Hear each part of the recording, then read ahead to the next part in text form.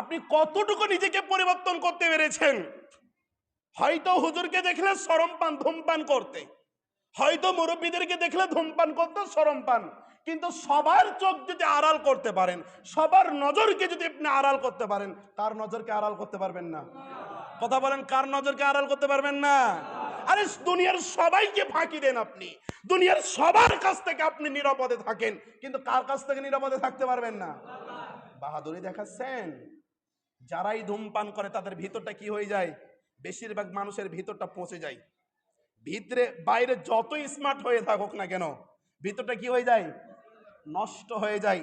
যদি আপনার ছেলে এমবিবিএস ডাক্তার হয়ে থাকে, আপনার মেয়ে যদি এমবিবিএস ডাক্তার হয়ে থাকে, অথবা আপনার প্রতিবেশী কেউ যদি এমবিবিএস ডাক্তার হয়ে থাকে, তাদেরকে প্রশ্ন করে দেখেন যে যারা ধূমপান করে তাদের ভিতরের অবস্থাটা কি হয়, যা কল্পনা মানুষ করতে পারে না। আরে ছোট বড় সবাই ধূমপানে আজকে বেশিরভাগ ব্যক্তিরা আসক্ত রয়েছে।